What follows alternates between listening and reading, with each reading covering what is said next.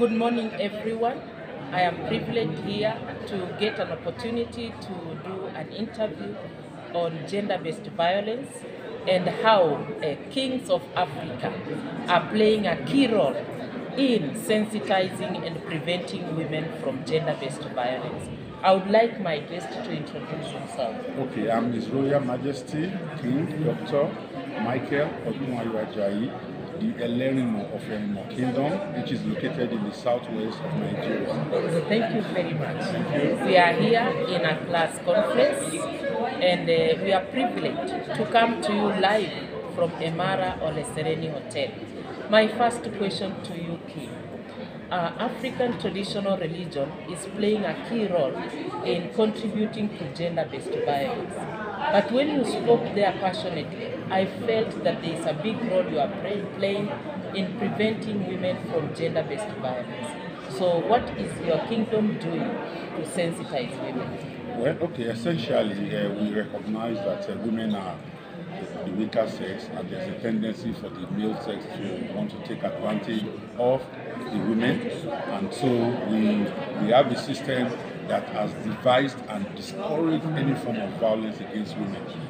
Women are now appointed into the council, the administrative council of the kingdom, unlike in the past, and so they represent the interests of women. Then we have a chieftaincy that is strictly to address the needs of women. You understand what I'm saying? We call some Yellow Day, Yellow Day. There are so many titles that are strictly occupied by women, and their major duty is to see to the welfare and empowerment of women. We recognize that women need to be empowered and supported. And in my own experience, I discovered that if we empower a man and a woman, most likely the woman will provide better results, and they will do better looking after the family and so on. So essentially, we do regular trainings also within the palace to encourage men, and then we also realize that men who engage in domestic violence are doing so either because of lack of good employment, lack of access to good funding, alcoholism, and so many other things. And these are things we also monitor at the palace. King, do you think that the emphasis we have put on the empowerment of women has also disempowered men and is contributing to violence against women? Yes, in a way it's possible, but again we cannot do or put a lot of emphasis. The men always had an advantage in the past, and so it's okay for us to want to encourage the women. There was a time in Africa that women were not even sent to school, they were not educated. So now we're only trying to meet up with what has been lost.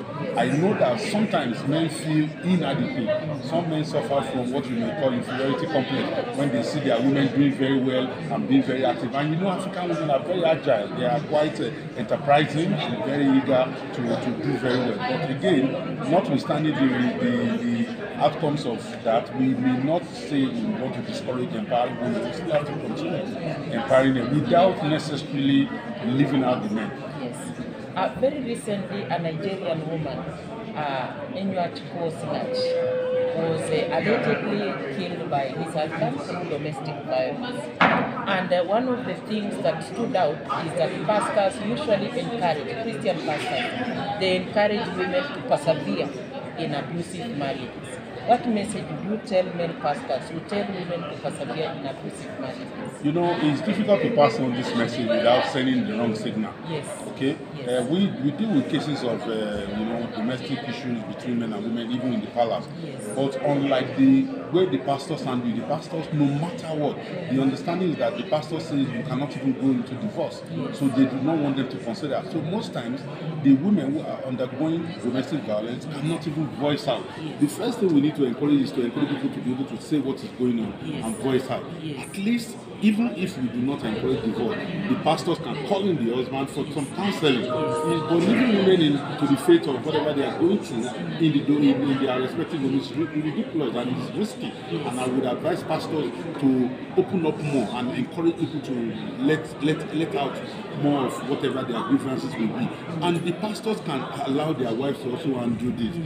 There's no point sweeping the problem under the carpet and then leaving it to cause the death of people, which has happened in the past, like you mentioned. I am so grateful, I am humbled, and I look forward for more opportunities. Thank you very much. It's a pleasure being with you in Kenya. Yes. Thank you very much. God bless you.